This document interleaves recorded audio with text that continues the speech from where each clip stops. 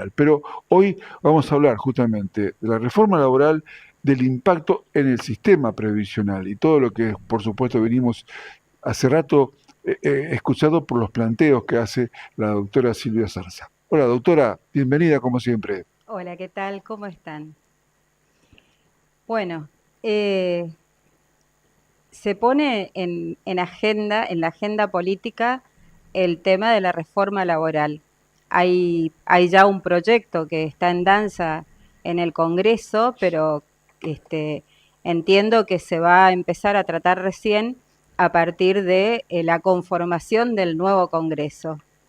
Y me parece que tenemos unos días aquí a la conformación del nuevo Congreso para pensar y para debatir y para abrir el debate sobre todas las cosas sobre la reforma laboral. Y ahí me quedé pensando en dos conceptos.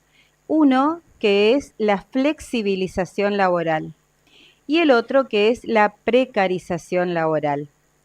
Yo entiendo que no significan lo mismo y además, bueno, peino unas canas y ya hemos pasado por algunos de estas cuestiones en la República Argentina.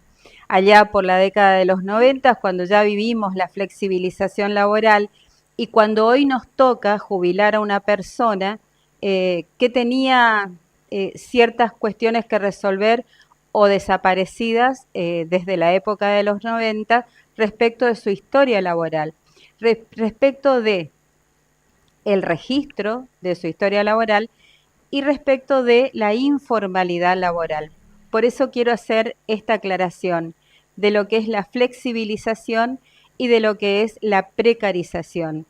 La flexibilización es algo que muchos empresarios, sobre todo los empresarios pymes de las pequeñas y medianas empresas, venían pidiendo por, eh, por convertirse la relación laboral a veces en un verdadero cautiverio para los empresarios, el no poder salir de relaciones laborales que a veces eran hasta tal vez tóxicas, no eran productivas y no eran productivas, sobre todo sanas, para la empresa o para el lugar de trabajo. Entonces, había que buscar la manera de flexibilizar ciertas normas para que favorecer de alguna manera el empleo para incentivar al empleo.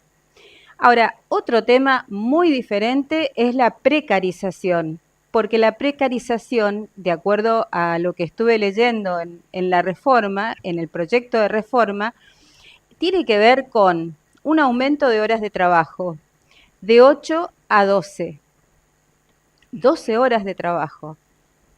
Apenas llegamos a 8 y ahora estamos hablando de 12 horas de trabajo.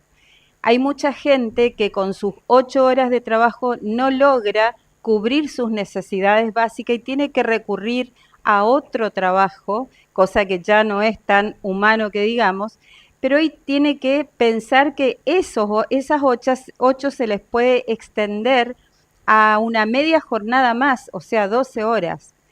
Eso es lo que yo llamo precarización.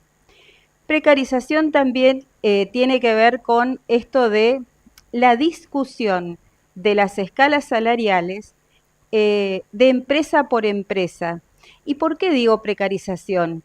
Porque si bien muchas personas y sobre todo los jóvenes tienen ciertos cuestionamientos hacia las organizaciones sindicales y tienen muchas veces razón, pero las organizaciones sindicales, en cierto modo, hacen fuerte a los trabajadores que siempre se encuentran en desigualdad de situación para discutir su salario. Entonces, no podemos pensar que va a haber una discusión equitativa y justa de empresa por empresa, empleador con los trabajadores o con el trabajador uno a uno. Es muy difícil, siempre el trabajador se encuentra en desigualdad de situación respecto del empleador. Entonces, es importante pensar en una discusión, tal vez no a nivel nacional de las escalas salariales, como se venía planteando desde hace muchísimos años y décadas en nuestro país, pero sí cuanto menos regionalizando y diciendo que la economía de nuestro país se divide por regiones, específicamente la nuestra, la del Nordeste, se podía discutir desde esta región. Lo digo con conocimiento de causa porque en su momento trabajé muchísimo controlando los aportes, las contribuciones de las organizaciones sindicales. Entonces, es importante, porque no podemos considerar, por ejemplo, que un taller mecánico de Buenos Aires pueda ser comparado a un taller de mecánico de Corrientes, y así en todos los rubros. Un bar, una confitería de Buenos Aires no tiene nada que ver con un bar, una confitería de Corrientes. Entonces estaba bueno es pensar en esa discusión regional, pero de empresa por empresa debilita mucho a una de las partes. Eh, una consulta que me parece tiene que ver con el concepto de precarización. ¿Allí entran los trabajadores en negro, doctora?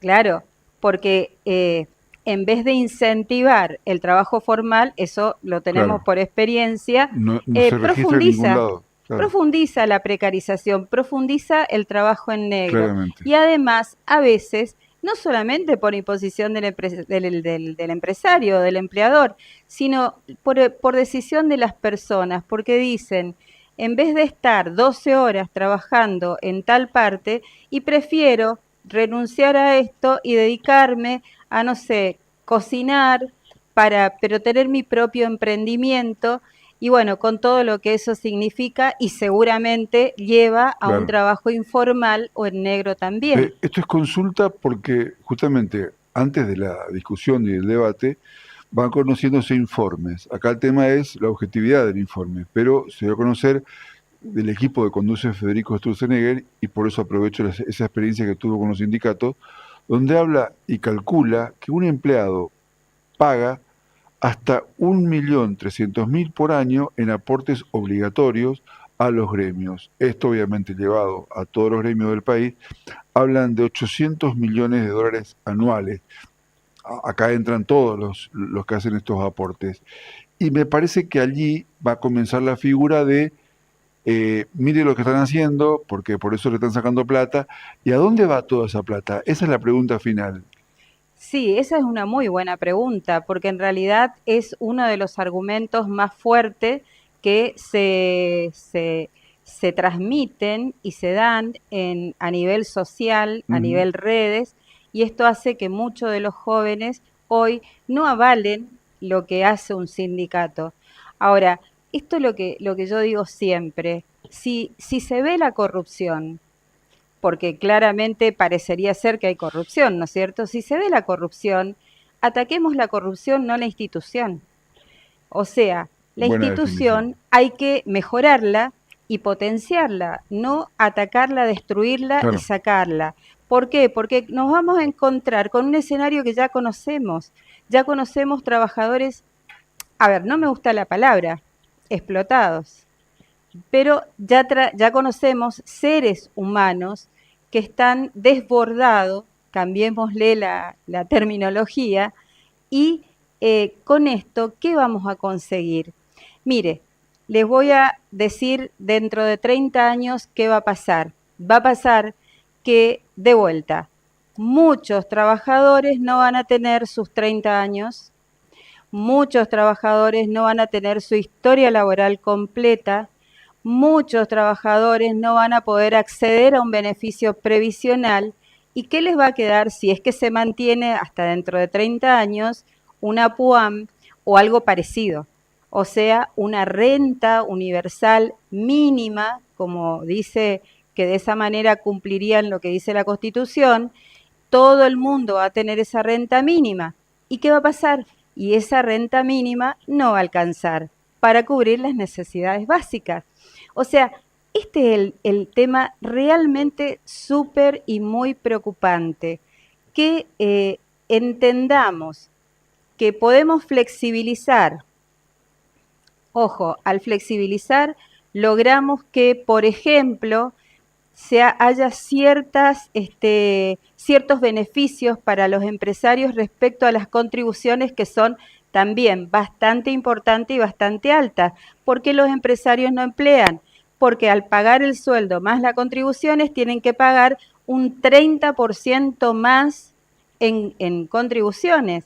Entonces, Claro, es caro claro, emplear a una persona. Si yo tengo el beneficio, eso está previsto, si yo tengo el beneficio de emplear a una persona y tengo el beneficio de una reducción de eso, ya es un gran paso. Pero esa reducción, ¿qué quiere decir? Quiere decir que el Estado se hace cargo de ese aporte, de esa contribución que tenía que hacer el empleador. Entonces, si el Estado se va a hacer cargo de esa contribución, podemos pensar en otra manera de flexibilizar sin precarizar el trabajo. Me parece que no estamos de vuelta poniendo en el centro de la mesa, como siempre digo, y lo voy a seguir repitiendo, al ser humano.